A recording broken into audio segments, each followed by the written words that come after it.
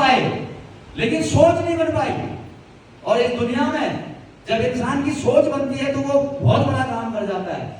एक इंसान ने 1911 में सोच लिया कि यार इंसान उड़ सकता है कौवों की तरह, चील की तरह। और हम भी एक इंसान है 2024 में ये नहीं सोच पा रहे हैं कि यार एक इंसान इस हवाई जहाज में बैठ भी सकता है। पैसा है, बैंक में अकाउंट में पैसा है, लेकिन हम सोच नहीं बना पाए कि माँ बाप को घुमाए। कल के दिन माँ बाप यार इस दुनिया में न रहे तो फिर किसको घुमाएंगे? माँ बाप दोबारा खरीद के आएंगे मार्केट से, कहीं सास ससुर आ पाएंगे दोबारा किराने की दुकान से?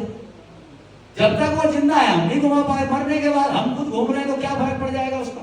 कोई फर्क पड़ेगा? नहीं पड़ेगा। लेकिन सोच नहीं बना पाए। अब जिस इंसान ने सोच बनाई, उस इंसान ने 1911 से लेकर के आज उसकी आने वाली पीढ़ी, बाद वाली पीढ़ियों ने, बाद के वैज्ञानिकों ने आज फाइटर जेट बना दिए। आज चंद्रमा में जाने के लिए बड़े बड़े स्पाइस जेट, क्या क्या जेट होते हैं मैं तो ज्यादा जानता भी नहीं, 10-5 आदमी हूं। बहुत सारी चीजें ऐसी बना दी, फाइटर प्लेन बना दिए, जेट विमान बना दिए। आज चंद्रमा में तक, मंगल ग्रह तक इंसान जा रहा है, अंतरिक्ष में जा रही है आज बड़ी बड़ी महिलाएं। क्यों ऐसा हुआ? क्योंकि एक इंसान ने सोच बनाई। और आज जो इंसान गलत काम करते हैं अपनी सोच बना रहा है, जो बच्चों को नकली दवाइयां दे रहा है, नकली इंजेक्शन दे रहा है, नकली दूध पिला रहा है, नकली शराब पिला रहा है, नकली जूस पिला रहा है, नकली घी खिला रहा है, नकली मिठाइयां बना रहा है, तो वो क्या कर रहा है? अपने परिवार के लिए गलत सोच को डाइवर्ट कर रहा है। और आप सब लोग जानते हैं गलत तरीके से कमाया हुआ धन हमेशा वंश को नष्ट करता है, पूरा खानदान खत्म हो जाता है। ऐसे बहुत सारे नेता देखे होंगे आपने, अभिनेता देखे होंगे या चोर उचक्के देखे होंगे जो गलत तरीके से पैसा कमाते हैं और जिंदगी पूरी सारी जेल में सड़ती है। हम सब लोग सौभाग्यशाली हैं कि हम ईमानदारी से काम करने वाले लोग हैं। हमारे माँ बाप ने कहा है बेटा कम खाना लेकिन चोरी मत करना, इसीलिए हम सब लोग इस हॉल में बैठे हुए हैं। क्या मैं सही कह रहा हूं?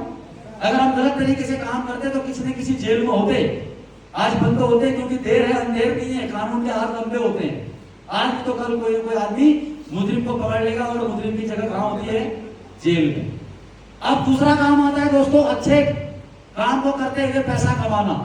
अच्छा काम क्या है?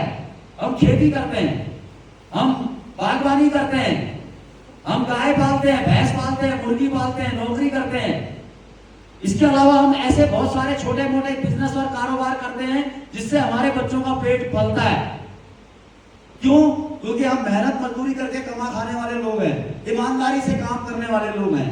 लेकिन इस काम को करते करते दिक्कत क्या है कि हमारी जिंदगी घिसट रही है, हम जी नहीं पा रहे हैं, कट रही है जिंदगी, कट और घिसट रही है।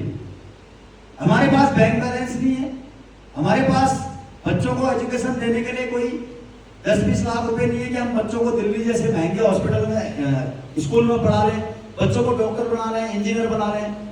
नौकरी करने वाले जितने लोग हैं, कितने लोग हैं यहाँ पर? हाथ खड़ा करें। नौकरी कर रहे हैं जो अभी, अब नौकरी करने वाले जितने भी लोग हैं, आप सब अच्छी तरीके से जानते हैं नौकरी की परिभाषा क्या है। शान से जीने भी नहीं देगी, भूखे मरने भी नहीं देगी, बैंक में बैलेंस रहने भी नहीं देगी, और बड़ा इंसान कभी बनने भी नहीं देगी। क्योंकि नौकरी का तो सिंपल है, नौकरी करते हुए अगर कोई इंसान बड़ा बना हो तो आज तक बताओ किसी इंसान ने अपना नाम कमाया हो अंतरराष्ट्रीय या राष्ट्रीय स्तर पर या अल्मोड़ा में कि यार इस आदमी ने नौकरी करके बहुत बड़ा नाम कमाया है। नौकरी का मतलब नौकरी है, किसी की गुलामी करना, उसके ऑर्डर को फॉलो करना, उसका नाम ही नौकर है। क्योंकि वहां पर हमने अपना टाइम बेचा हुआ है। यानी कि आज हम 40 साल भी नौकरी कर रहे हैं तो स्थिति यह है कि हमारे बेटे को फिर नौकरी करनी पड़ेगी, उसके बेटे को फिर नौकरी करनी पड़ेगी। 7 पीढ़ियों से हम यही काम कर रहे हैं, नौकरी नौकरी नौकरी। हमारे माँ बाप ने हमारे दिमाग में भर दिया है बेटा पढ़ लिख ले और नौकरी कर ले। लेकिन नौकरी से भी जिंदगी चल नहीं रही है। अगर मैं एग्जाम्पल दूं, आज अगर हम 100 रुपए का नाश्ता सुबह किसी होटल में करते हैं, 200 रुपए का लंच करते हैं और 200 रुपए का डिनर करते हैं, तो एक दिन का खर्चा होता है 500 रुपया और एक महीने का होता है 15,000 रुपया एक आदमी का, केवल खाने पीने का। कपड़ा लत्ता गहना सब छोड़ दो, खाने पीने का 15,000। अगर उस परिवार में 4 लोग हैं तो कितना हो जाएगा? 60,000 रुपया खर्चा आ जाएगा। अब आप बताओ 60,000 रुपए की नौकरी कहीं मिल रही है हिंदुस्तान में, अल्मोड़ा में, काकुला में, जहां से भी आप लोग आए हो, कहीं मिल रही 60,000 की नौकरी एक आदमी को?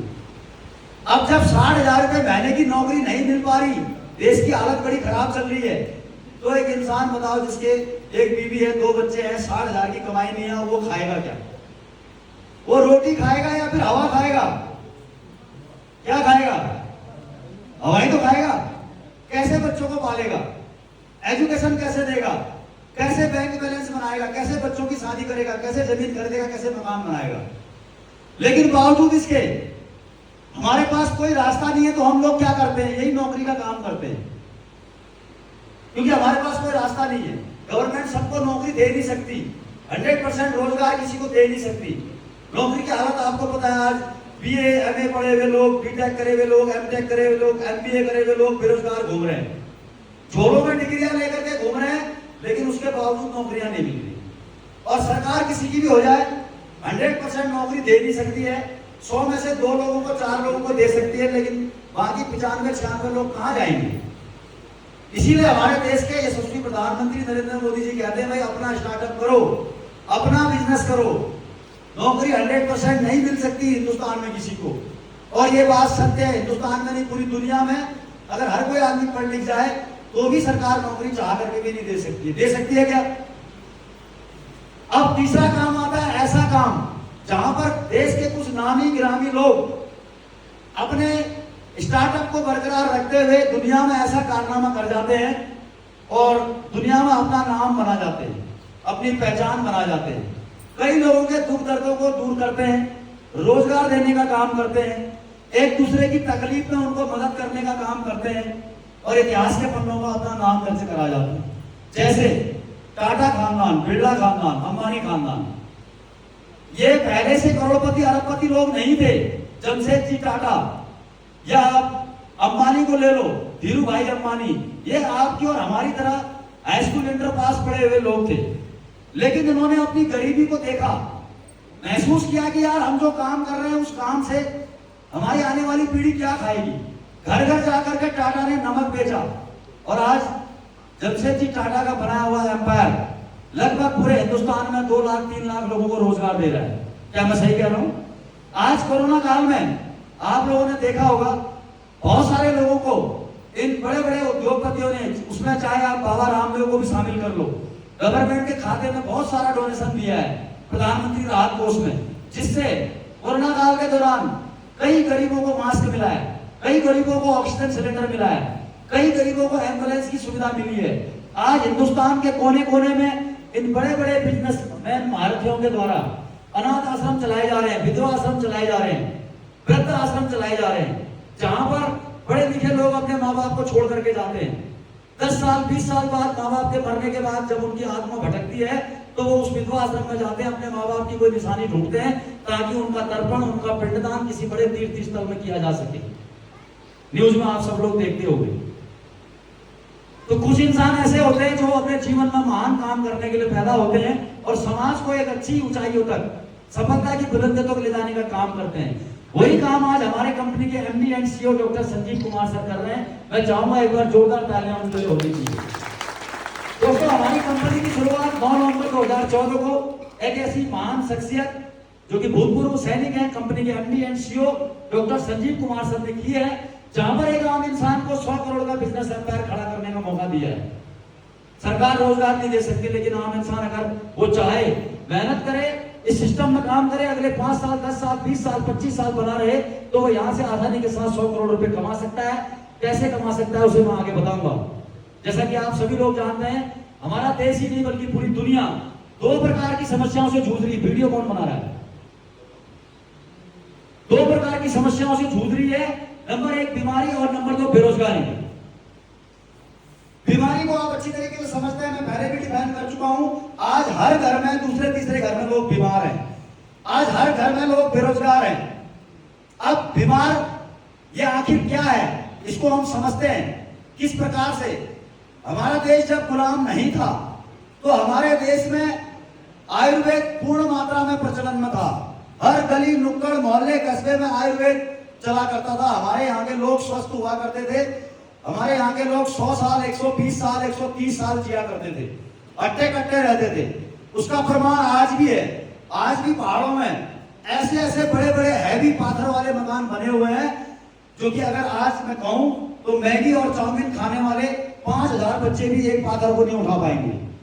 उस समय जेसीबी नहीं थी, कोई मशीनों की टेक्नोलॉजी नहीं थी, उसके बावजूद हमारे बुजुर्गों में इतनी जान थी कि वो इतने बड़े बड़े पाथर वाले मकान बना करके गए, जिनकी अगर मैं किलो में या क्विंटल में बात करूं तो 4-4, 5-5 क्विंटल के पाथर भी आज हमारे घरों में मौजूद हैं। क्या मेरी बात से आप लोग सहमत हैं? और हर एक गली नुक्कड़ मोहल्ले में आयुर्वेद का प्रचलन था। हमारे बुजुर्ग लोग मोटा अनाज खाते थे, गोला मड़वा जिसको हम कहते हैं, मोटा अनाज, हष्ट-पुष्ट रहा करते थे, गोबर की खेत से खाद से जो है खेती होती थी। लेकिन समय बदला, वक्त बदला, अंग्रेज हमारे देश में आए, हमारे देश को गुलाम बनाने के लिए। अंग्रेजों ने देखा कि यार ये तो बड़े हट्टे कट्टे लोग हैं हिंदुस्तान के, ये तो स्वस्थ रहते हैं, ये तो चाय भी नहीं पीते, कॉफी भी नहीं पीते, ये तो दूध दही लस्सी छाछ मट्ठा वाले लोग हैं। अब इस देश में पैसा कमाया कैसे जाए? क्योंकि आए हैं देश को गुलाम बनाने, तो पैसा कमाना भी तो उनका फर्ज है, तभी तो वो देश को चला पाएंगे। उन्होंने दिमाग लगाया कि इन लोगों को पहले क्या करा जाए, बीमार करा जाए। जब ये बीमार होंगे तो हमारी दवाइयां बिकेंगी, हमारे इंजेक्शन बिकेंगे, एलोपैथी की शुरुआत होगी। उससे पहले एलोपैथी बहुत कम चलती थी हमारे देश में, क्योंकि बीमारियां क्या थी? मलेरिया, डिप्थीरिया, हैजा, चेचक, प्लेग, काली माता जिसको हम बोलते हैं, ऐसी बीमारियों से लोग मरते थे। बीपी शुगर तो था ही नहीं, अस्थमा था ही नहीं, अर्थराइटिस था ही नहीं, गठियावात था ही नहीं, पांचपन महिलाओं में था ही नहीं, एक महिलाओं में 10-10, 12-12 बच्चे होते थे, ये था ही नहीं। आगे आया कहां से? अंग्रेज आए, अंग्रेजों ने दिमाग लगाया भाई साहब कैसे बीमार किया जाए इनको। क्या किया अंग्रेजों ने? चाय और कॉफी के बागान खोले, पश्चिम बंगाल, दार्जिलिंग, कौसानी, उत्तराखंड, आसाम, न्यू जलपाईगुड़ी, कई सारे ऐसे स्टेशन देखे जहां ठंडा इलाका था, चाय और कॉफी के बागान खोले जा सकते थे, उन्होंने खोले और लोगों को चाय की आदत लगाई। हमारे देश के लोग पहले चाय नहीं जानते थे, अब चाय क्या है? कितने लोग चाय पीते हैं? सुबह उठ के हाथ खड़ा करें, दूध वाली चाय कितने लोग पीते हैं? अब चाय क्या है? चाय ये जहर है। हम जब रात को सोते हैं 10 बजे रात और सुबह हम 5 बजे उठते हैं, तो हमारी जो आंखें हैं, जो हमारा शरीर है, किडनी है, चाहे लीवर है, वो सुप्त अवस्था में रहता है। अचानक से हम जगते हैं 8 घंटे 10 घंटे सोने के बाद, तो हमारा शरीर शिथिलता अवस्था में रहता है। और हम क्या करते हैं? बासी पेट उस चाय को कहां डाल देते हैं? अपने पेट के अंदर। दूध में निकोटीन नामक पदार्थ जो चाय पत्ती के अंदर होता है, उसको उबाल करके हम अपने शरीर के अंदर डाल देते हैं। अब बासी पेट चाय पीने के नुकसान क्या है? क्योंकि हमारी जो ग्रंथियां होती हैं वो उस समय सोने वाली अवस्था में होती है, और जब हमने उसके ऊपर चाय डाल दी गरम गरम निकोटीन वाली, तो हमारे को वहीं से पेट की समस्या शुरू हो जाती है। गैस, कब्ज, एसिडिटी, माइग्रेन, अल्सर जैसी समस्या हमें वहीं से शुरू होती है, और हम कहते हैं साहब हम बीमार हो गए। सबसे बड़ा हमारा पेट है, डाइजेशन सिस्टम वाला, डाइजेशन सिस्टम ही हमारा खराब हो जाता है चाय की वजह से। अब हमारी कंपनी क्या कहती है? आयुर्वेद क्या कहता है? आयुर्वेद कहता है बीमार होने से पहले ही जड़ी बूटियों का उपयोग करो ताकि आप बीमार ही ना हो जाओ। आयुर्वेद में क्या है जो आपको प्रमोद सर ने बताया? हल्दी, अश्वगंधा, त्रिफला, आंवला, हरड़, बहेड़ा, ये चीजें क्या है? सब जड़ी बूटियां हैं। इसीलिए हमारे बुजुर्ग लोग क्या करते थे? पहले दूध में हल्दी मिलाते थे। हल्दी एंटी बैक्टीरियल है, एंटी फंगल है, बड़े बड़े घाव को भरने का काम करती है, एंटी कैंसर है। मानव शरीर की कोशिकाओं को जो कैंसर से अवरोधक बनती है, उनको दुरुस्त करने का काम हल्दी करती है। इसलिए हमारे बुजुर्ग लोग पहले दूध में हल्दी डाल करके पिलाते थे, आजकल भी पिलाते हैं। लेकिन अंग्रेज लाए चाय को, अब लोगों ने चाय पीना शुरू किया। आज हमारी माताएं बहनें दिन भर चाय की कितनी सिर में रख के घूमती हैं, सुबह से लेकर शाम तक लीटरों के हिसाब से चाय पी रही है। जबकि चाय कब पीनी चाहिए? नाश्ते के बाद, जब पेट में कुछ न कुछ चला जाए, उसके बाद दूध वाली चाय का इस्तेमाल करना चाहिए। अब हम कहते हैं पश्चिमी सभ्यता का खान पान जो हमारे देश में आया, fast food, junk food, pizza, burger, chocolate, chowmein, ice cream, ये सब पाश्चात्य संस्कृति का खान पान है, हमारे देश में था ही नहीं। अगर हमारे देश में होता तो किसी न किसी के घर में फोटो लगी होती, किसी के दादाजी की मैगी खाते हुए है, किसी की फोटो मैगी खाते हुए दादाजी की फोटो है, पिज्जा खाते हुए किसी अम्मा की फोटो है। अगर उस समय पिज्जा या मैगी चल रहा होता तो फोटो होती ही नहीं होती। इसका मतलब नहीं था, तभी हमारी अम्मा ने नहीं खाया, हमारे दादाजी ने, बुबू ने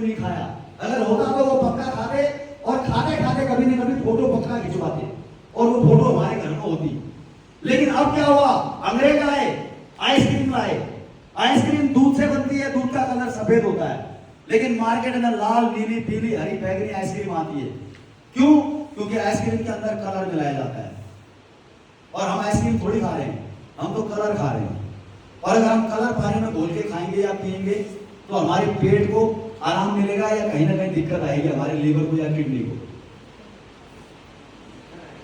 अरे कोई तो जवाब दे दो, दिक्कत आएगी ना। अब इसके अलावा पहले जो भोजन बनता था घरों में, लकड़ी के चूल्हों में, भोजन बनने में 1 घंटा लगता था। आराम से भोजन उबलता था, पकता था, 1 घंटा लगता था पकने में।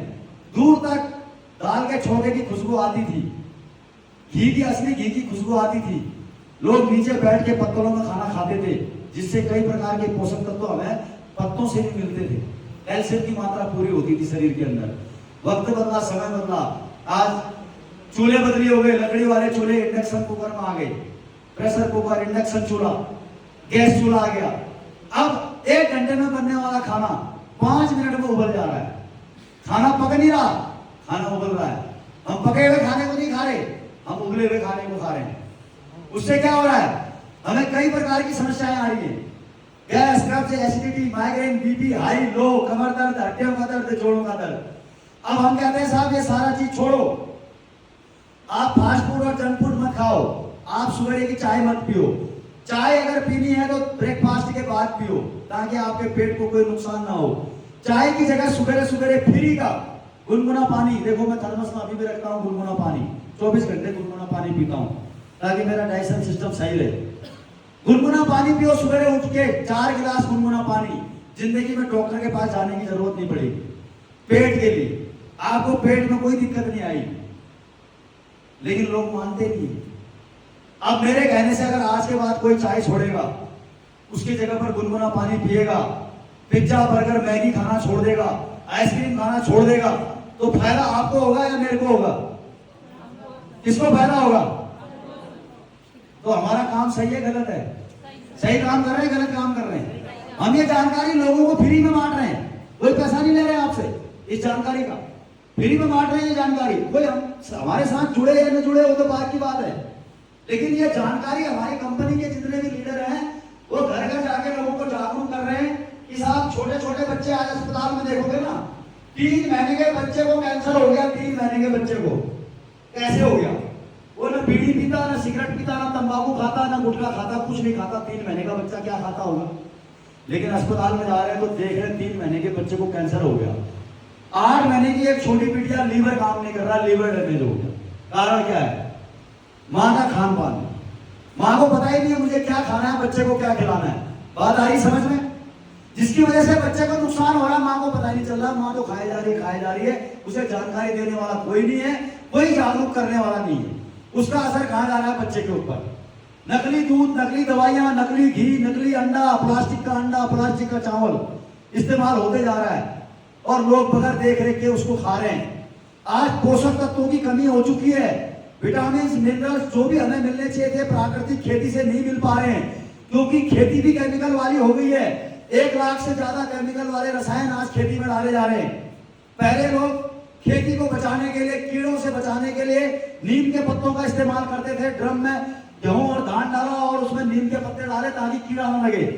आज उसका भी लोगों ने सरल उपाय कर लिया, सल्फास की गोलियां डालने लग गए। सल्फास की गोली डालने के बाद भी कोई बंदा गेहूं को धो करके चक्की नहीं ले जाता पिसाने के लिए। लेकिन यहां पर ऐसा केमिकल युक्त खाना खाते खाते हम दिन रात बीमार हो रहे हैं, जिसकी वजह से आज बीपी, शुगर, अस्थमा, दमा जैसी तमाम प्रकार की लाइफ स्टाइल जिससे होने वाली तमाम प्रकार की समस्याओं से आज हमारी माताओं बहनों को गुजरना पड़ रहा है। अलावा इसके आज हमारे देश में इलाज इतना महंगा हो चुका है कि गरीब आदमी अगर अस्पताल में जाए तो 5 दिन में उसके होश ठिकाने आ जा रहे हैं। क्या मैं सही कह रहा हूं? गरीब इंसान की खून पसीने की गाड़ी कमाई आज अस्पतालों में बेहिसाब धन दौलत का व्यवसाय बन गई है। दोस्तों, इन्हीं सब बातों को मद्देनजर रखते हुए आज हमारी संस्था एसलेपीएस वेलनेस ने घर घर आयुर्वेद पहुंचाने का प्रयास किया है। क्योंकि आप कहेंगे सर आप तो अभी बता रहे हैं चाय नहीं पीना चाहिए, लेकिन हमने तो सर चाय पी ली है, अब तो हमें गैस, कब्ज, एसिडिटी की समस्या हो चुकी है। ये जानकारी तो हमें बहुत लेट मिली कि खड़े होकर के पानी नहीं पीना चाहिए, पानी को बैठ करके पीना चाहिए और दूध को खड़े होकर के पीना चाहिए। सर ये जानकारी मिलने में तो बहुत टाइम लग गया, अब तो हम बीमार हो गए।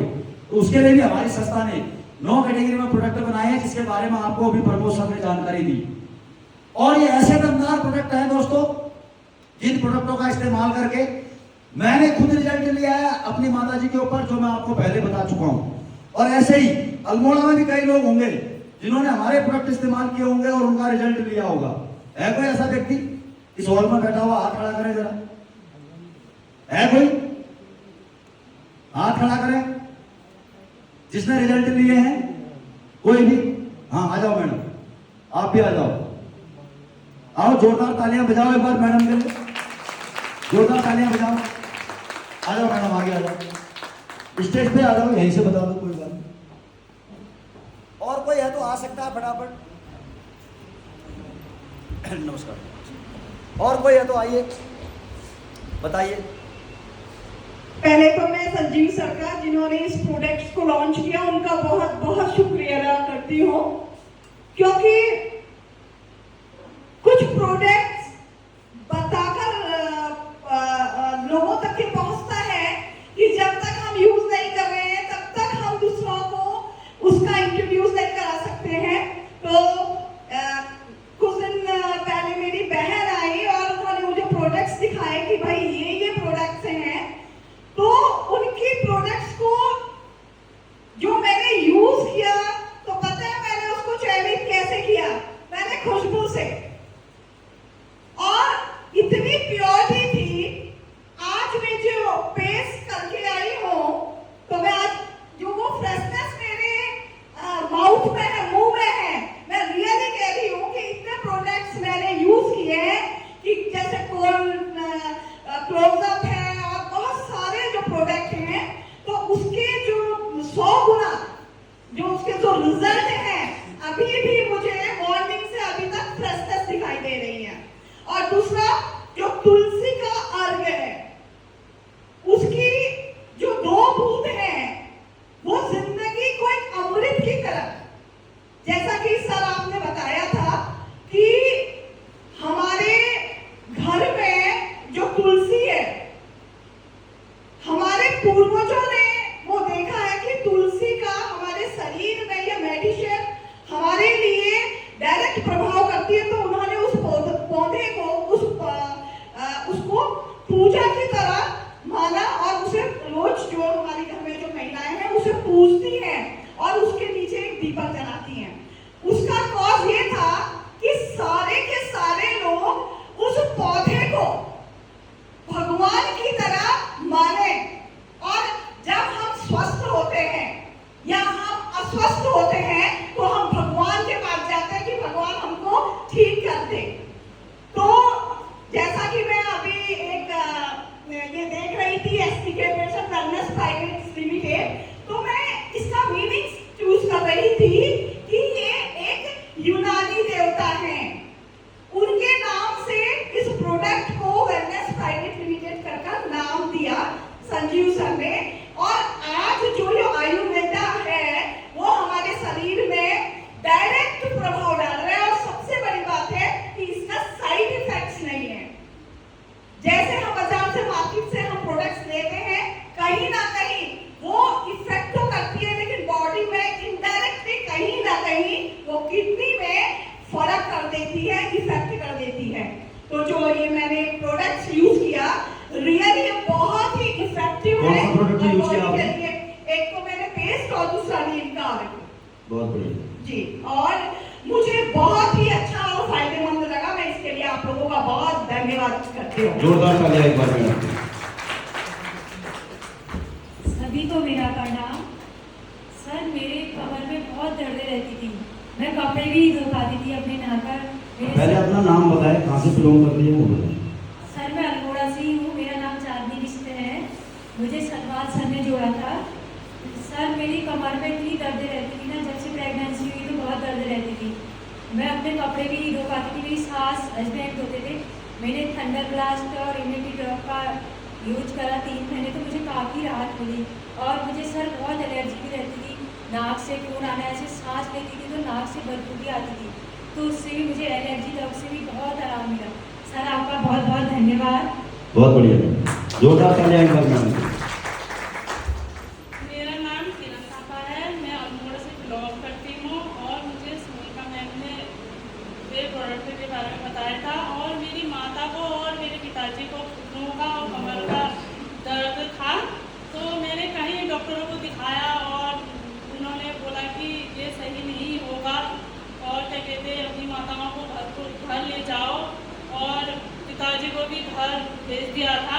तो मुझे बहुत अच्छा लगा जब सोनिका मैम ने इन चीज़ों के बारे में बताई मुझे, तो मैंने उनसे ये प्रोडक्ट लिए ऑर्थोडॉक और थंडरब्लास्ट लिया, तो मुझे बहुत अच्छा रिजल्ट मिला। और इससे ज़्यादा जानकारी मुझे है नहीं, मुझे माता पिता मेरे बहुत अच्छे खड़े हुए, रिजल्ट मिला मुझे। आज मुझे अच्छा लगा कि मेरे माता पिता आज इस स्टेज में आई है, मेरी माता आई है जिनके घुटने में दर्द थे, और मुझे सर इससे दुनिया का धन्यवाद। चलो बहुत बढ़िया। और कोई रह गया हो जो कहता है सर मेरे को भी रिजल्ट मिला, मैंने भी प्रोडक्ट यूज किया है, कोई ऐसा? चलो अगर नहीं है तो दोस्तों प्रोडक्ट के जो रिजल्ट हैं ये वाकई में हमारे लाजवाब हैं, आप सबको पता है, क्योंकि आयुर्वेद आज का नहीं है, आयुर्वेद बहुत प्राचीनतम है, आज से 5000 वर्ष पुराना। आपने रामायण में भी पढ़ा होगा जब भगवान श्री राम के छोटे भाई लक्ष्मण को जब मूर्छित अवस्था में जाना पड़ा और सुसैन वैद्य को जो है जड़ी बूटियां लाने के लिए हनुमान जी को भेजना पड़ा कि सुसैन वैद्य को बुलाओ और जड़ी बूटियां लेकर के आओ, बहुत बड़े वैद्य है। तो आप समझ सकते हैं कि इंसान, मरा हुआ इंसान भी जड़ी बूटियों को केवल और केवल सुंघाने मात्र से जिंदा हो गया। तो कितनी बड़ी ताकत इन जड़ी बूटियों के माध्यम से हमें मिल सकती है, इसे जानते हैं। अब जब रिजल्ट अच्छे हैं तो हमें इन प्रोडक्टों का इस्तेमाल करना चाहिए ताकि हम इन प्रोडक्टों के इस्तेमाल से अपने जीवन को खुशमय बना सकें और अस्पतालों में होने वाले अनावश्यक व्यय से हम बच सकें। क्योंकि आयुर्वेद कहता है बीमार होने से पहले प्रोडक्ट का इस्तेमाल करो, बीमार होने के बाद तो हमारी मजबूरी है, हमें करने ही करने। तो क्यों ना हम बीमार होने से पहले कर लें, किस लिए करें, कैसे करें? जैसे हम अपने शरीर की सर्विसिंग कभी नहीं कराते। किसकी कराते हैं? मोबाइल की सर्विसिंग कराते हैं, लैपटॉप की कराते हैं, कार की कराते हैं, गाड़ी की कराते हैं, बाइक की कराते हैं। कराते हैं या नहीं कराते? जबकि बाइक की कीमत 1 लाख है, कार की कीमत 5 लाख, 10 लाख, 20 लाख रुपया है। घड़ी की कीमत कितनी है आप समझ सकते हैं, लैपटॉप की कीमत कितनी है आप समझ सकते हैं। इन इलेक्ट्रॉनिक सामान का हम क्या कराते हैं? सर्विसिंग कराते हैं। लेकिन हमने कभी ये नहीं सोचा कि यार हमारे को अपनी शरीर की सर्विसिंग करानी चाहिए, जबकि हमारे शरीर की कोई कीमत नहीं, हमारा शरीर अनमोल है, माता पिता द्वारा दिया गया गिफ्ट है। माता पिता ने कभी इस शरीर के लिए हमसे पैसा नहीं मांगा है क्या? फ्री में दिया ना हमको ये शरीर, लेकिन हम इसकी कीमत नहीं समझते, हम शरीर की सर्विसिंग नहीं कराते। कितने लोग ऐसे हैं जो आज तक डॉक्टर के पास खाली खाली गए और डॉक्टर को बोला डॉक्टर साहब मेरा ब्लड टेस्ट, यूरिन टेस्ट कर दो, मेरे को कोई बीमारी तो नहीं है, पता कर दो। कितने लोग हैं गए? जाते हो साहब? 2 आदमी हैं, 3 आदमी, 4 आदमी, बाकी कोई नहीं जाता डॉक्टर के पास, कभी नहीं जाता सर्विसिंग कराने अपने शरीर की। क्या इस शरीर को सर्विसिंग की जरूरत नहीं है? जिस शरीर ने पैदा होने से लेकर अभी तक पता नहीं क्या क्या खाया, पत्थर खाया, चना खाया, दाल खाया, चावल खाया, समोसा खाया, जलेबी खाया, फास्ट फूड खाया, जंक फूड खाया, पता नहीं क्या क्या हमने इस लीवर में डाल दिया है, लेकिन हमने कभी इस लीवर की सर्विसिंग कराने के बारे में नहीं सोचा कि यार कभी शरीर की सर्विसिंग करा ले। हमने बहुत सारा अनाप शनाप चीज खा लिया, कभी बकरा खा लिया, कभी मुर्गा खा लिया, कभी सुअर खा लिया, क्या क्या खाता है इंसान, लेकिन शरीर की सर्विसिंग नहीं कराया कभी। लेकिन हम बाइक की करा लेते हैं, कार की करा लेते हैं, घड़ी की करा लेते हैं, लैपटॉप की करा लेते हैं, मोबाइल में अब भी शीशा टूट गया, अब भी चले जाएंगे, भाई दूसरा शीशा लगा दे, ये टूट गया भाई, मजा नहीं आ रहा इसमें। जबकि मोबाइल कितने का है? 5000, 10,000, 20,000 का। क्या मैं सही कह रहा हूं? लेकिन हमारे शरीर की बहुत ज्यादा कीमत है। लेकिन कोई भी व्यक्ति 6 महीने में या साल भर में डॉक्टर के पास जाकर के ब्लड टेस्ट, यूरिन टेस्ट नहीं कराता कि यार एक बार करा लूं, सीटी स्कैन करा लूं, MRI करा लूं, कोई मेरे शरीर में बॉडी में डिफेक्ट तो नहीं है। क्योंकि अगर समय से कराए तो समय से पता चल जाए। 1 लाख में ऑपरेशन होने वाला हो तो हो सकता है उस समय 2000 में काम बन जाए, कम पैसे में काम बन जाए। लेकिन हम मध्यम वर्गीय परिवार के लोग हैं, हमारे दिमाग में भूत चढ़ा रहता है। हम कहते हैं हम तो ठीक है, हमें कुछ नहीं हुआ है, हमें कुछ नहीं हुआ है, कुछ नहीं हुआ, कहते कहते एक दिन हम चारपाई से नीचे गिर जाते हैं। फिर हमारे गांव वाले, हमारे बच्चे, हमारे पड़ोसी हमें गाड़ी में लोड करते हैं और यहाँ से अल्मोड़ा पहुंचाते हैं। अल्मोड़ा से डॉक्टर कहता है इसको हल्द्वानी ले जाओ, हल्द्वानी वाला कहता है भाई लास्ट स्टेज में चल रहा है दिल्ली ले जाओ। दिल्ली पहुंचते हैं, वहां कहता है भाई 2 लाख 4 लाख रुपए डालो, लास्ट स्टेज में है बंदा भाई वेंटिलेटर में रखना पड़ेगा, आईसीयू में डालना पड़ेगा, 5 लाख जमा करो। हम 5 लाख जमा कर देते हैं। पता चलता है आदमी न तो आदमी रहा, घर वापस आया और नहीं पैसा वापस आया। ऐसा होता है नहीं होता है? अब हमें क्या करना चाहिए? जबकि हमें हर 6 महीने में जांच करानी चाहिए अपने शरीर की, देखना चाहिए भाई बॉडी में क्या डिफेक्ट है, कोलेस्ट्रॉल लेवल तो नहीं बढ़ रहा, बीपी शुगर लेवल तो नहीं बढ़ रहा, हार्ट में कहीं ब्लॉकेज तो नहीं आ रही। अगर चेक करा लेंगे तो इलाज समय से हो जाएगा। 5 लाख लगने की जगह काम हो सकता है 5000 में हो जाए, हो सकता है 50,000 में हो जाए, तब भी तो हमें फायदा है। अरे है या नहीं है? लेकिन नहीं कराते हैं लोग। क्या कहते हैं? मेरे को कुछ नहीं हो रहा, मैं स्वस्थ हूं, मैं बिल्कुल फिट हूं। अगर आप बिल्कुल फिट हो तो मेरी आपसे रिक्वेस्ट है, आज जाइए, जांच कराइए, डॉक्टर के पास लैब में जाइए। कहीं ना कहीं कोई ना कोई फॉल्ट तो आपको जरूर मिलेगा। या तो कोलेस्ट्रॉल की समस्या होगी, अर्थराइटिस की होगी, ब्लड में कोई दिक्कत आ रही, कुछ ना कुछ तो होगा। जब आपको डॉक्टर बताएगा कि आपको आने वाले 2-3 साल में ये दिक्कत आ सकती है, वो आज ही बता देगा आपकी रिपोर्ट देख करके। तो हमें क्या करना है? हमारी कंपनी क्या कहती है कि साहब बीमार होने के बाद तो आपको दवाइयां खानी है, तो क्यों ना पहले आप जड़ी बूटियों का इस्तेमाल कर लो ताकि आपको बीमार ही ना होना पड़े। हमारी कंपनी के एमडी साहब अभी 22 सितंबर वाले विजय रथ में बता गए कि पिछले 10 साल से हमने लोगों को बीमार ना होने के लिए प्रोडक्ट दिए हैं, सही होने के लिए प्रोडक्ट दिए हैं। अब हम ऐसे प्रोडक्टों का निर्माण करेंगे जिनका इस्तेमाल करके लोग कभी बीमार ही नहीं होंगे, चलते रहेंगे। वो लीवर, किडनी, हार्ट जो मेन पार्ट है शरीर के, वो तंदुरुस्त रहेंगे। उनका क्या रहेगा? फिल्ट्रेशन बना रहेगा, उनका सर्विसिंग लगातार चलते रहेगी जो हमारे प्रोडक्टों का इस्तेमाल करेगा। तो ऐसे प्रोडक्ट बनने वाले हैं। अब प्रोडक्ट के रिजल्ट आपने देख लिए, लेकिन अब भरोसा आपको करना पड़ेगा। मैंने भरोसा किया, माताजी के लिए प्रोडक्ट लिए, तो क्या हुआ? माताजी को आराम मिला, माताजी को आराम मिला तो मुझे काम मिला, मुझे काम मिला तो काम करते करते आज 2.25 करोड़ तक पहुंच गया। हो सकता है आप भी पहुंच जाओ रिजल्ट का इस्तेमाल करते करते। अब पैसा कहां से आता है? मैं बात कर रहा था इनकम की, बेरोजगारी और बीमारी की। तो बीमारी की बात हम कर चुके हैं, अब बात करते हैं बेरोजगारी की। कैसे कैसे लोग इस दुनिया में पैसा कमाते हैं? जो हाईली टैलेंटेड लोग होते हैं, ज्यादा पढ़े लिखे लोग, ऑक्सफोर्ड यूनिवर्सिटी में पढ़े हुए लिखे लोग IAS IPS बनते हैं, IFS बनते हैं, यानी कि इंडियन फॉरेन सर्विस को क्वालिफाई करते हैं, विदेशों में राजदूत बनते हैं। ऐसे बहुत सारे लोग जिनके अंदर एजुकेशन का टैलेंट भरा रहता है, जो DM SDM बनते हैं, SP DSP बनते हैं, 2 लाख 2.5 लाख 1.5 लाख 2 लाख रुपए जिनकी तनख्वाह होती है, वो अपने परिवार को आराम से चला लेते हैं, उनको कोई दिक्कत नहीं आती, जिंदगी भर अपने परिवार के साथ ऐसो आराम की जिंदगी निकालते हैं। दूसरे एक्स्ट्रा ऑर्डिनरी टैलेंट, जिनके अंदर टैलेंट होता है। टैलेंट का मतलब है यदि आप किसी की बेइज्जती करना जानते हो तो भी आप करोड़पति बन सकते हो, लेकिन हम लोग किसी की बेइज्जती करना भी नहीं जानते। जैसे कपिल शर्मा करता है, अपने शो को बुलाता है, अमिताभ बच्चन से लेकर के माधुरी दीक्षित तक सबकी बेइज्जती करता है। अमिताभ बच्चन भी हंसता है, माधुरी दीक्षित भी हंसती है, और लाखों टीवी में देखने वाले लोग भी हंसते हैं, और कपिल शर्मा एक ही शो का अरबों रुपया कमा लेता है। लेकिन अगर आप और हम किसी की बेइज्जती करें तो वो हमें गोली मार देगा, मार देगा नहीं मार देगा, क्योंकि हमारा तरीका सही नहीं है। जिस तरीके से वो इस्तेमाल करता है उसका तरीका सही है, और वो अपने टैलेंट के दम पर पैसा कमाता है। क्या मैं सही कह रहा हूं? दूसरे ऐसे लोग जिनको डांस करना आता है, जिनको गाना गाना आता है, जिनके अंदर एक्स्ट्रा ऑर्डिनरी टैलेंट है, जो कि लाखों लोगों में 1-8 लोगों के अंदर होता है। हर कोई व्यक्ति तेंदुलकर नहीं बन सकता, हर कोई व्यक्ति महेंद्र सिंह धोनी नहीं बन सकता, हर कोई व्यक्ति लता मंगेशकर नहीं बन सकता, हर कोई व्यक्ति बाबा रामदेव नहीं बन सकता। क्या मैं सही कह रहा हूं? अब तीसरा कौन आता है कैटेगरी में? जिनके बाप दादा पैसे छोड़ गए। मान लो आज मुलायम सिंह यादव का खानदान है, बैठ के खा सकती है। अमिताभ बच्चन का खानदान है, टाटा का खानदान है, बिरला का खानदान है, अंबानी का खानदान है। आज उनके बाप दादा इतनी ज्यादा संपत्ति छोड़ गए कि वो बैठ के आराम से आने वाली 3-4 पीढ़ी खा सकती है। क्या मैं सही कह रहा हूं? लेकिन अब हमारे पास क्या है? अगर हमारे पास इतना ज्यादा पैसा होता तो आज हम इस हॉल में नहीं होते। हमारे पीछे 3-4 टाटा के अकाउंटेंट लगे होते और वो हमें पूछते, सर आज 55 लाख का प्रॉफिट हुआ, बताओ कौन से खाते में डालूं? क्या मैं सही कह रहा हूं? इसका मतलब हम इन 3 कैटेगरी में नहीं आते हैं। तो आखिर हम है कौन?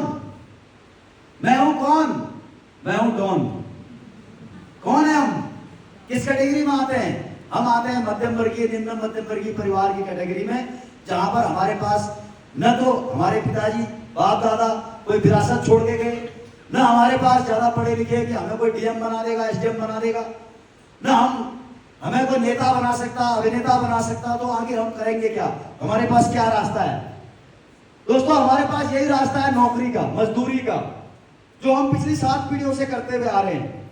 10,000 से लेकर के 1 लाख रुपए तक के काम के लिए हम दिन रात एक कर रहे हैं, पढ़ाई कर रहे हैं, लड़ाई कर रहे हैं, डेडिकेशन के साथ जा रहे हैं, आ रहे हैं। लेकिन हम कुछ न कुछ जीवन में इस पूरे काम को करके भी कितना कमा रहे हैं? 10,000 से लेकर के 1 लाख। एक इंसान डॉक्टर बनने के लिए कितनी मेहनत करता है? रात दिन पढ़ाई करता है, रात दिन पढ़ाई करता है, डॉक्टर की डिग्री लेता है। लेकिन काम क्या है डॉक्टर का? सोचो, डॉक्टर के पास कोई सुखी आदमी जाता है या दुखी आदमी जाता है? दुखी आदमी जाता है ना। अब डॉक्टर क्या करता है? ऑपरेशन करता है दिन रात। किसका ऑपरेशन? 2 साल के बच्चे के, 2 दिन के बच्चे से लेकर के 10 साल के बच्चे का, 20 साल के बच्चे का ऑपरेशन करता है। छोटे छोटे बच्चों का ऑपरेशन करता है, किसी का किडनी का, किसी का लीवर का। 100 ऑपरेशन कर रहा है, 2 बच्चे मर जा रहे हैं छोटे छोटे। कमा तो रहा है वो भी 1-2 लाख रुपए, लेकिन जब उसके ऑपरेशन टेबल में दिन के अगर 5 ऑपरेशन कर रहा है, 3 मरीज मर गए, तो शाम को ठीक से खाना खा पाता होगा? सोचो जरा आप। जो व्यक्ति मोर्चरी में काम कर रहा है, रात दिन लाशों को फाड़ रहा है, पोस्टमार्टम कर रहा है, तनख्वाह उसको कितनी मिल रही है? 40,000, 50,000। लेकिन काम क्या है? मोर्चरी में आए हुए मुर्दे आदमी का शव को फाड़ना, विच्छेदन करना, पोस्टमार्टम रिपोर्ट बनाना। सुबह से शाम तक 1 साल के बच्चे को भी फाड़ रहा है, 10 साल के बच्चे को भी फाड़ रहा है, 50 साल के बच्चे को भी फाड़ रहा है। सिर का ढक्कन खोल रहा है, छाती को फाड़ रहा है, सिल रहा है, छाती को फाड़ रहा है, सिल रहा है। मिल कितना रहा है? 50,000, 60,000, 70,000, 1 लाख। लेकिन रात को क्या खाना सही से खा पाता होगा? और ये काम वो एक दिन में नहीं कर रहा, रोज कर रहा है, लगातार कर रहा है, 5 साल से कर रहा है, 10 साल से कर रहा है, 50 साल से कर रहा है।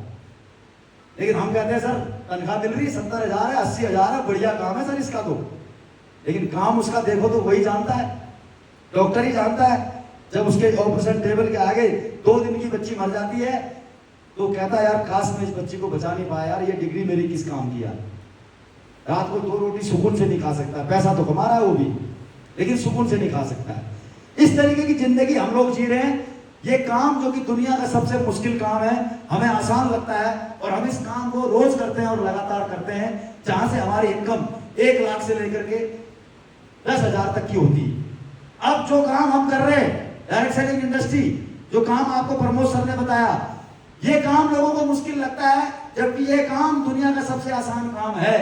लेकिन लोगों को लगता है कि लोगों को जोड़ना, लोगों को कन्वेंस करना, लोगों के घर घर जाना, ये बड़ा मुश्किल काम है, जबकि ये दुनिया का सबसे आसान काम है, जहां पर समय की कोई पाबंदी नहीं है। आप अपनी मर्जी से करो, 1 महीने करो, 2 महीने घर में बैठे रहो, तीसरे महीने फिर खड़े हो जाओ, कोई कहने वाला नहीं तू 2 महीने कहां था, कोई पूछने वाला नहीं है। सोमवार को करो, बुधवार को मत करो, शुक्रवार को करो, इतवार को मत करो, कोई पूछने वाला नहीं है, कोई बॉस नहीं है, कोई लॉस नहीं है, कोई बॉस भी नहीं है, कोई लॉस भी नहीं है, करोड़ों रुपए लगाए भी नहीं है, कोई आपको जबरदस्ती कहने वाला भी नहीं है कि इस काम को करो। लोगों से बात करनी है, मुलाकात करनी है और अपने कॉन्सेप्ट को समझाना है। कोई मानेगा, कोई नहीं मानेगा, मानेगा तो वेलकम, नहीं मानेगा तो भीड़ कम, कोई दिक्कत नहीं, कोई परेशानी नहीं। जहां पर शारीरिक मेहनत ज्यादा नहीं है, अपंग, विकलांग, दिव्यांग व्यक्ति भी हमारे इस काम को कर सकता है। हाथ नहीं है तो चलेगा, कान नहीं है तो चलेगा, आंख नहीं है तो चलेगा, नाक नहीं है तो चलेगा, पांव नहीं है तो चलेगा। कैसा भी अपंग, शारीरिक रूप से क्षमता से असमर्थवान आदमी भी इस काम को कर सकता है। यहाँ पर 10,000 50,000 का सवाल नहीं है, यहाँ पर सवाल है 100 करोड़ की इंडस्ट्री का। डायरेक्ट सेलिंग इंडस्ट्री वर्ष 2025 में 65,000 करोड़ के टर्नओवर को पार करेगी।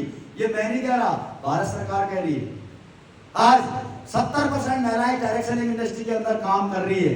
ये मैं नहीं कह रहा, सरकार के आंकड़े बता रहे, गूगल बाबा को उठा करके देख लेना। यहाँ पर एक आम इंसान अपनी मेहनत लगाए, 15 साल 20 साल 30 साल काम करे तो आराम से 60-70 करोड़ रुपए कमा सकता है। ये प्रूव किया है हमारे सीनियर लीडर्स ने। आज आप अगर 10,000 रुपए की सिक्योरिटी गार्ड की नौकरी भी पाने जाओ तो आपको वहां से क्या मिलेगा? आप देखो, एजुकेशन पूछी जाएगी, बोला आप सिक्योरिटी गार्ड की नौकरी के लिए आवेदन कर रहे हो, एजुकेशन क्या है आपकी? हाई स्कूल पास हो, 12th पास हो, इंटर हो, क्या किया आपने? यहाँ पर हमारे पास नेटवर्क मार्केटिंग में कोई एजुकेशन की जरूरत नहीं है। कोई भी महिला अनपढ़ हो, अंगूठा छाप हो, कोई पुरुष 18 साल से उम्र से लेकर के 118 साल तक की उम्र तक का व्यक्ति, महिला हो चाहे पुरुष हो, अनपढ़ हो, वो यहाँ पर डायरेक्ट सेलिंग इंडस्ट्री में कदम रख सकता है। टैलेंट की कोई जरूरत नहीं है, उसके बाद रिस्क की कोई जरूरत नहीं है। यहाँ पर कोई करोड़ों रुपए नहीं लगाए, अरबों रुपए नहीं लगाए कि रिस्क हो जाए।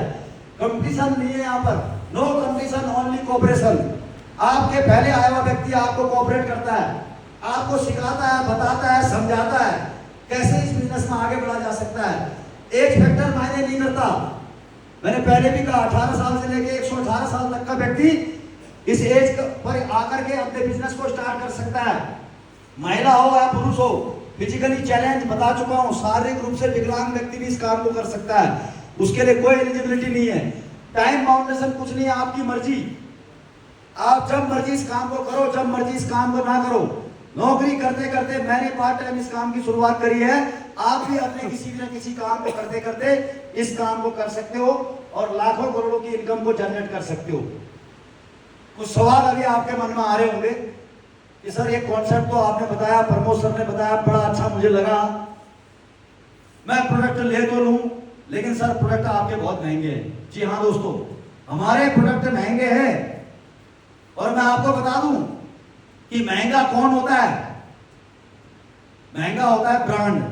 जिस प्रकार से धातुओं में सोना एक ब्रांड है, हीरा एक ब्रांड है, नहीं तो धातु तो लोहा भी है, धातु तो तांबा भी है, कांसा भी है, पीतल भी है, लेकिन क्यों सोना एक ब्रांड है? इसीलिए सोना महंगा है, हीरा महंगा है। आपको 100 रुपए का चप्पल एक मार्केट में मिल जाएगा, अल्मोड़ा की लोकल मार्केट में जाओगे तो, वहीं अल्मोड़ा के मॉल में जाओगे तो आपको 100 रुपए का चप्पल नहीं मिलेगा, आपको 1000 रुपए का चप्पल मिलेगा। अब आप कहोगे सर ये 1000 रुपए का चप्पल है, इसको क्या मैं सिर में पहनूं? नहीं सर, चप्पल 1000 का है, पहना तो पाँव में जाएगा। 100 रुपए वाला भी पाँव में पहना जाएगा, 1000 रुपए वाला भी पाँव में पहना जाएगा। लेकिन जो चप्पल 1000 का है उसमें कुछ न कुछ तो खासियत है, जो चप्पल 100 का है उसमें कुछ न कुछ तो कमी है। बस हिंदुस्तान की आबादी को देखते हुए, हिंदुस्तान के गरीब लोगों को देखते हुए, हिंदुस्तान के गरीब लोगों की जेब की जरूरत को देखते हुए चप्पल के अलग अलग ब्रांड बनाए गए हैं। गरीब आदमी 100 का भी पहन सकता है और अमीर आदमी 1000 का चप्पल भी पहन सकता है, इसीलिए अलग अलग कैटेगरी डिफाइन की गई है। क्या आप मेरी बात से सहमत हैं? हिंदुस्तान में बहुत सारे लोग जो कहते हैं मैं बीमार नहीं हूं, हर 1 किलोमीटर में बैठे हुए बंगाली छाप डॉक्टर से जिंदगी भर चूर्ण खाते हैं और बंगाली छाप डॉक्टर उनके द्वारा दिए गए चूर्ण से अगले 5 साल 10 साल में लीवर और किडनी और हार्ट को डैमेज करने का काम करते हैं। लेकिन हमारे समझ में नहीं आती, हम सोचते हैं यार सस्ती गोली दे रहा, सस्ता इंजेक्शन लगा रहा है, बुखार सही हो गया, सर दर्द सही हो गया, कुछ समय के लिए हमें राहत मिलती है, लेकिन लंबे समय के लिए हमारे शरीर को नुकसान पहुंचाती है ये शॉर्टकट गोली। बात करते हैं यार प्रोडक्ट तो महंगे हैं, चलो ले लूं कोई बात नहीं, अब गारंटी दे दो प्रोडक्ट की, तो साहब गारंटी यहाँ किसी चीज की नहीं होती। जिस स्कूल में हमारे बच्चे पढ़ रहे हैं, क्या उस स्कूल के बच्चों से, उसके प्रिंसिपल से कभी हमने गारंटी मांगी कि हमारा बेटा आपके स्कूल में पढ़ रहा है, गारंटी दो 12 साल बाद मेरे बेटे को 12,000 रुपए महीने की नौकरी मिल जाएगी या मेरा बेटा पास हो जाएगा? किसी ने गारंटी मांगी आज तक? डॉक्टर ने ऑपरेशन किया, ऑपरेशन करने से पहले हमारे साइन कराता है, बोला बुलाओ मरीज के माँ बाप को, इसके पति को, इसकी पत्नी को, साइन करो, मरीज मर गया तो मेरी जिम्मेदारी नहीं है। अरे ऑपरेशन भाई तू कर रहा है, जिम्मेदारी हमसे क्यों ले रहा है, हमसे क्यों साइन करा रहा है? लेकिन कराता है या नहीं कराता है? क्योंकि गारंटी किसी भी चीज की नहीं है, गारंटी भगवान भी नहीं देता। क्यों नहीं देता? हमारे हिंदू धर्म में कहा जाता है 84 लाख योनियों के बाद मनुष्य योनि में जन्म होता है। कुत्ता, बिल्ली, घोड़ा, गधा, बंदर बनने के बाद एक बार इंसान की योनि में जन्म मिलता है। फिर भी भगवान हमारे साथ कितना नाइंसाफ करता है। कोई बच्चा मां के गर्भ में मर जाता है, कोई बच्चा नामकरण से पहले मर जाता है, कोई 10 साल जीता है, कोई 20 साल, कोई 50, कोई 60, कोई 100। आखिर ऐसा क्यों होता है? हाँ मैडम, कोई दिक्कत है? अरे जाना है इमरजेंसी? चलो कोई बात नहीं। अच्छा माता जी है घर पे? चलो कोई बात नहीं, ठीक है मैडम, थैंक यू। तो क्या होता है, कोई बच्चा मर जाता है 10 साल में, कोई 20 साल में, कोई 30 साल में, कोई 50 साल में। क्या भगवान गारंटी देता है यार तुम्हें 84 लाख योनियों के बाद, बंदर, कुत्ता, बिल्ली, गाय, गधा बनाने के बाद मैंने तुम्हें मनुष्य योनि में जन्म दिया है, जाओ 70 साल जी करके आओ? कहा भगवान ने कि 70 साल से पहले कोई नहीं मरेगा, गारंटी देता हूं।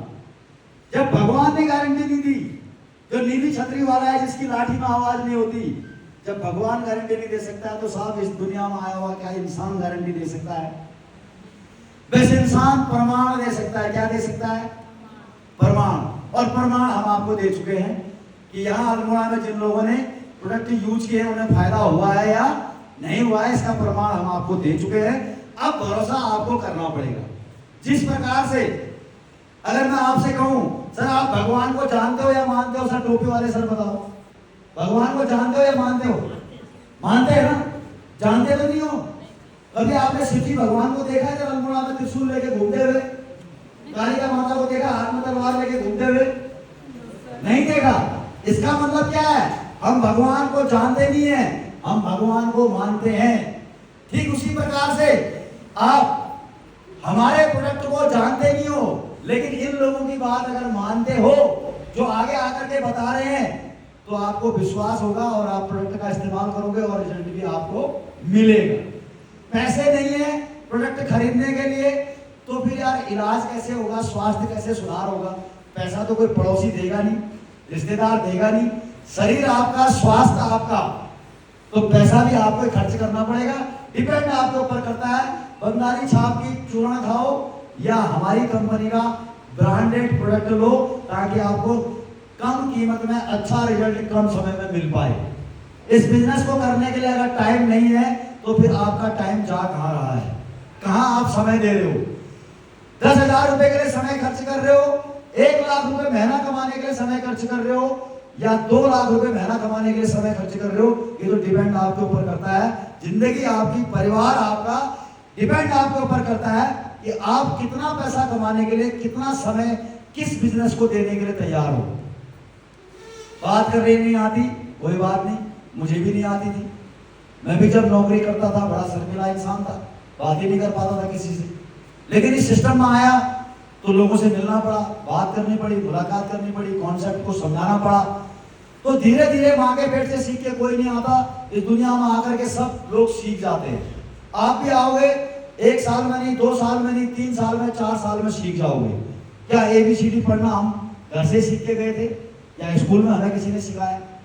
तो यहाँ भी हमारा एक स्कूल है जिसे हम कहते हैं फाइटर सक्सेस सिस्टम, FSS। वो सिस्टम हमें सिखाता है जूम मीटिंग के माध्यम से, ट्रेनिंग के माध्यम से, चाहे वो 10 कदम हो, SOS हो, LDP ट्रेनिंग हो, कोई भी ट्रेनिंग हो, उसके माध्यम से हमें सिखाया जाता है कि यहाँ पर बात कैसे की जाती है, लोगों को समझाया कैसे जाता है, बताया कैसे जाता है। उसके लिए आपको चिंता की कोई जरूरत नहीं है। इसके बाद आता है चैन बनाने वाला काम। कई लोग कहते हैं सर ये तो जोड़ने वाला काम है। सर बगैर जोड़े इस दुनिया में कोई संभव नहीं है। अगर हमारे माँ बाप आपस में जुड़े तो हम पैदा हुए, माँ बाप नहीं जुड़ते तो हम पैदा नहीं होते। क्या ये संभव है? आप सोचो, अगर पति पत्नी जुड़े तो बच्चे पैदा हुए, नहीं तो बच्चे भी नहीं होते। हर जगह चैन सिस्टम है।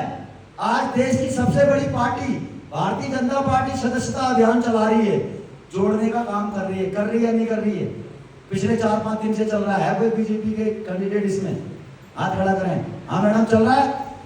बीजेपी सबसे बड़ी पार्टी है दुनिया की, सदस्यता अभियान चला रही है। क्यों चला रही है फिर बताओ? क्यों चैन बना रही है अपना? क्यों लोगों को जोड़ रही है? क्योंकि इस दुनिया में जिसने भी अपनी चैन बनाई वो चैन की नींद सो रहा है, और जिसकी कोई चैन नहीं है वो बेचैन आत्मा बन के भटक रहा है। आरी बात समझ। अब ताली बजानी है तो जोर से बजा लो, ढंग से ही बजा लो, क्योंकि तालियां बजाने के भी कई फायदे हैं। ताली बजाने से हाथ की जो है मांसपेशियां मजबूत होती हैं, मांसपेशियों में जो नर्वस सिस्टम हमारा दबा पड़ा है वो एक्टिवेट हो जाता है, जिससे हमारे शरीर में कई प्रकार के रोग दूर हो जाते हैं, एलर्जी की समस्या दूर हो जाती है। होती है नहीं होती है? तो ताली बजाने के फायदे, एक बार जोरदार तालियां बजाओ अपने आप के लिए, तालियां बजाओ सब, बोलिए वाली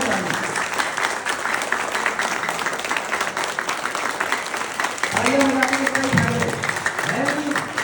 ताली बजाने से बाबा रामदेव बोलते हैं 52 प्रकार के रोग दूर होते हैं, 52 प्रकार। मैं तो ज्यादा आयुर्वेद पढ़ाई हूँ, लेकिन बाबा रामदेव के मैंने सुना है कि 52 प्रकार के रोग ताली बजाने से दूर होते हैं।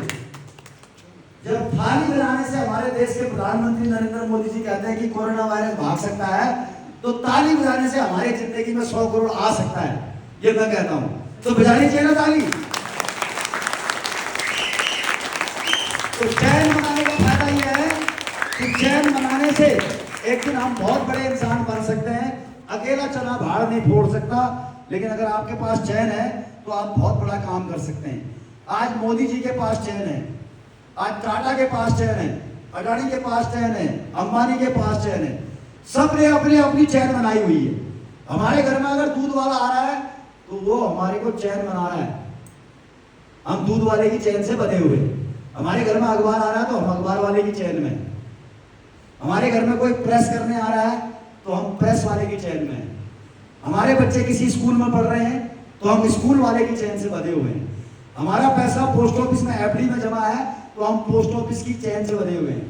हमारा पैसा एलआईसी में जमा है तो हम एलआईसी वाले की चैन से बंधे हुए हैं। हमारा पैसा स्टेट बैंक में जमा है तो हम स्टेट बैंक वाले की चैन से बंधे हुए हैं। हम किसी ग्रोसरी वाले की दुकान से सामान लाते हैं तो हम उस ग्रोसरी वाले की चैन से बंधे हुए हैं। हम इस हॉल में बैठे हैं तो हम इस हॉल वाले की चैन से बंधे हुए हैं। हर किसी आदमी ने आज तक हमें चैन से बांधा है। अब आज बारी हमारी है कि हम दुनिया को चैन से बांधें और यहां से 100 करोड़ रुपए कमाएं। तो हम क्या कह रहे हैं, और चैन बनाने वाला काम है। अरे दुनिया ने आपको चैन में बांधा जब, तब तो आपने कुछ नहीं कहा कि नहीं भैया मैं तुम्हारी चैन में नहीं जाता हूँ, मैं तुम्हारा अखबार नहीं लेता हूँ, तुम्हारा दूध नहीं लेता हूँ, तुम्हारे स्कूल में अपने बच्चों को नहीं पढ़ाता हूँ, तुम्हारी चैन में मैं क्यों शामिल हूँ, तब तो नहीं कहा। लेकिन अब जब आपकी बारी आई है दुनिया को चैन में बांधने की, आप एक सिस्टमेटिक तरीके से पूरी दुनिया को, हिंदुस्तान को, पूरे अल्मोड़ा को एक चैन में बांध सकते हैं और इसी अल्मोड़ा जिला मुख्यालय से 2 करोड़ 4 करोड़ 5 करोड़ रुपए भविष्य में कमा सकते हैं। आज आपकी बारी है। बस सवाल यह है कि आपको डिसीजन लेना होगा। आज से 5 साल पहले मैंने डिसीजन लिया, आज से 5 साल पहले मेरे साथ कुछ लोगों ने डिसीजन लिया, तो आज इनकी जिंदगी बदली। ये हमारे डायमंड लीडर है हरीशचंद्र रजवार सर, इनके पास एक भी गाड़ी नहीं थी, आज 2-2 गाड़ियां चला रहे हैं, होंडा अमेज और दूसरी Honda City. Diamond leader Anand Singh Bisht sir second hand Swift में घूमते थे, आज गाड़ी देखो इनके पास वॉक्सवैगन की वटरस गाड़ी है, 16 लाख की कीमत है। नंदन सिंह डांगी सर 35 लाख की हेक्टर गाड़ी में घूम रहे हैं, हैरियर गाड़ी में, सॉरी। उसके बाद सफायर लीडर हमारे महेश बिष्ट जी आज होंडा अमेज मेंटेन कर रहे हैं, जिनके पास स्कूटी भी नहीं हुआ करती थी। आज यहाँ से शिवराज दानू जी ऑलरेडी एक गाड़ी मेंटेन कर रहे हैं। प्रमोद सर आपके सामने होंडा अमेज में है, गिरीश रजवार जी। आज कई सारे लीडर आप देख रहे हैं, अलग अलग गाड़ी है, कोई होंडा अमेज में है, कोई क्रेटा में है, कोई हैरियर में है। इन्होंने कभी गाड़ी की सोच नहीं बना पाई, लेकिन डिसीजन लिया, 5 साल पहले मेरे साथ शुरुआत करी। आज कोई ना कोई किसी न किसी गाड़ी में बैठा हुआ है। आप भी चाहते हैं गाड़ी में बैठना, लेना चाहते हैं अपनी मनमर्जी की कार। अब कार क्यों लेनी चाहिए बताओ, शौक के लिए या जरूरत के लिए? अब इंसान लेना तो चाहता है, लेकिन करेगा, जेब में पैसा तो है नहीं तो किसी को शौक नहीं है कि अपने बीवी बच्चों को स्कूटी में ले जाए, धूप में जाए, गर्मी में जाए, बरसात में जाए, परेशान हो, 2 जगह थैले डाले, पीछे एक बीवी बैठी है, 3 बच्चे बैठे हैं, जगह नहीं हो रही है। किसी को शौक है क्या? लेकिन मजबूरी है। जब एक आदमी स्कूटी में जाता है अपने परिवार को लेकर के बरसात के मौसम में, और जब एक कार वाला आता है तेज गति से और सामने पड़े हुए कीचड़ में बहुत तेज गति से अपनी कार को क्रॉस करता है, और उस कार से आया हुआ कीचड़ जब स्कूटी वाले पति पत्नियों के ऊपर पड़ता है, उसके बच्चों के ऊपर पड़ता है ना, उस दिन कार और स्कूटी का अंतर महसूस होता है। उस दिन लगता है कि यार काश मेरे पास पैसा होता तो आज मेरे पास भी कार होती, ये वहां से आ रहा होता, मैं यहां से जा रहा होता, ये मेरी गाड़ी में कीचड़ फेंकता और मैं इसकी गाड़ी में कीचड़ फेंकता, मैं बराबरी करता, ना मेरे कपड़ों में कीचड़ ना इसके कपड़ों में कीचड़, दोनों का रिश्ता बराबर। लेकिन तब बराबर होगा जब दोनों कार में होंगी। एक कार में एक स्कूटी में बराबर हो सकता है? इसीलिए कहते हैं कार शौक नहीं है, लेकिन कार की जरूरत तो है। लेकिन ये कार आएगी कैसे? ये कार आएगी काम करके। कैसे काम करना होगा, क्या करना होगा, उसके लिए कंपनी ने बोनंजा टारगेट दे रखा है। झीलों की नगरी उदयपुर का, लेक सिटी उदयपुर टारगेट जो हमारा चल रहा है 25 अगस्त से 27 नवंबर तक 5 क्लोजिंग खत्म हो चुकी है, 6ठी क्लोजिंग चल रही है। इस हॉल में बैठा हुआ जो व्यक्ति आया हुआ है, अगर आपको उदयपुर जाना है, घूमना है झीलों की नगरी, तो आपको जो लेकर के आया उससे पूछो सर ये कैसे होगा, वो आपको बताएगा। इसको करने का रास्ता, तरीका, आपका ये टारगेट हो जाएगा। कितने लोग ऐसे जो उदयपुर अभी तक जाके आए हैं, उदयपुर देख के आए जो लोग? बस 2 लोग 3 लोग। बाकी कितने ऐसे हैं जो जाना चाहते हैं? जाना चाहते हैं? चलो बहुत बढ़िया। अगर जाना चाहते हो तो जो आपको लेकर के आया है उससे पूछो सर उदयपुर जाना है, 25 अगस्त से 27 नवंबर तक का ये टारगेट है। अगर आप जाना चाहते हैं तो जो आपको लेकर के आया है उससे बात करो, ताकि आपका काम आसान हो जाए और आप उदयपुर टारगेट तक पहुंच जाएं।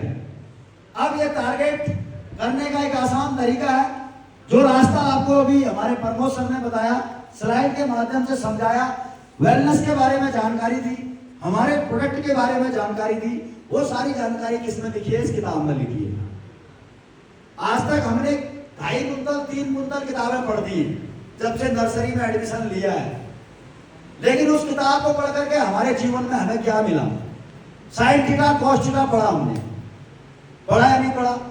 x square 2x square 2ab पता नहीं क्या क्या पढ़ा हमने आज तक, लेकिन हमारे जीवन में कोई बदलाव नहीं आया। ना तो हमें नौकरी मिली, ना तो छोकरी मिली, जिंदगी में कोई बड़ा परिवर्तन नहीं आया। लेकिन इस किताब को पढ़ करके आज मेरे जैसे एक फौजी इंसान ने 2.25 करोड़ की इनकम करी है। कितनी करी है? 2.25 करोड़ की इनकम। क्या है इस किताब में? इस किताब में हमारी कंपनी की मैन्युफैक्चरिंग प्लांट, कंपनी के एमडी का विजन और मिशन, कंपनी में कितने प्रोडक्ट बनते हैं, कौन कौन सी प्रोडक्ट में कौन कौन सी जड़ी बूटियां मिली हुई है, किस जड़ी बूटी को खाने से पहले खाना है, किस जड़ी बूटी को खाने के बाद खाना है, कितनी मात्रा में खाना है, 20 ml 30 ml 50 ml, बच्चों ने कितना खाना है, महिलाओं ने कितना खाना है, 70 साल से ऊपर वाले लोगों ने कितना खाना है। ये सारी जानकारियां इस किताब में दी गई है। इस किताब को अगर आप पढ़ते हैं, इस किताब को अगर आप पढ़ते हैं तो आपको आयुर्वेद की जानकारी मिलती है, और उस जानकारी को अगर आप लोगों तक पहुंचाते हैं, ये काम आप रोज करते हैं, लगातार करते हैं, अगले 5 साल तक करते हैं, तो मेरी तरह 2.25 करोड़ कमा सकते हैं। उसके बाद एक और किताब आपको मिलती है, एक और किताब आपको मिलती है जो एसटीपीएस वेलनेस की लग्जरी कार अचीवर्स डायरी है। इस किताब में उन लोगों की जीवनियां लिखी हुई हैं जिन लोगों ने आज इस एडब्ल्यूपीएल के प्लेटफॉर्म के माध्यम से पिछले 4 साल 5 साल 8 साल 10 साल में काम करते करते अपनी जिंदगी को जीरो से हीरो बनाया है, आम से खास बनाया है, अर्थ से फर्श तक पहुंचाया है। ऐसे लोग आज आपको इस किताब के अंदर मिलेंगे। जब आप इस किताब को पढ़ेंगे तो आपको लगेगा यार ये बंदा कर सकता है, अच्छा ये बंदा खटीमा का है, अच्छा ये बंदा हल्द्वानी का है, अरे ये तो हमारे आसपास के क्षेत्र के लोग हैं। जब ये एडब्ल्यूपीएल में झंडे गाड़ सकते हैं तो यार मैं क्यों नहीं गाड़ सकता, मैं क्यों नहीं कर सकता? जब ये महिला कर सकती है तो मैं क्यों नहीं कर सकती? ये जोश, ये जुनून आपके अंदर कब आएगा? जब आप इस किताब को पढ़ोगे। इन दोनों किताबों की कीमत कितनी है? होने के तो ये किताब अनमोल है, क्योंकि इस किताब को पढ़ करके आज मेरे जैसा 10 पास आदमी 2.25 करोड़ की इनकम तक पहुंच चुका है। तो इस किताब की कीमत अनमोल है। ये किताब आपको फ्री में भी दी जा सकती है, लेकिन फ्री का ज्ञान कहीं काम नहीं आता है।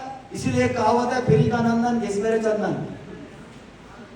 कहावत है ना, फ्री का ज्ञान कहीं काम नहीं आता। आता है क्योंकि माँ बाप ने हमें जो किताबें दी उसके हमसे पैसे नहीं लिए, लिए क्या माँ बाप ने, फ्री में हमें किताबें दी। क्या करा हमने उन किताबों का, सिराने में डाला और सो गए। क्यों सोए? क्योंकि अगर पढ़े होते तो हम भी डीएम होते, कहीं होते नहीं होते, कहीं साइंटिस्ट होते, कहीं बड़े बड़े विद्वान होते, नहीं पढ़ पाए। तो आज आपको मौका मिला है माँ बाप की 2.5 कुंटल किताबों का बोझ कम करने का, माँ बापों को एक अच्छी लाइफ देने का, हेलीकॉप्टर में भेजने का, हवाई जहाज में भेजने का, कहां से इन किताबों को पढ़ करके पैसा कमाने का।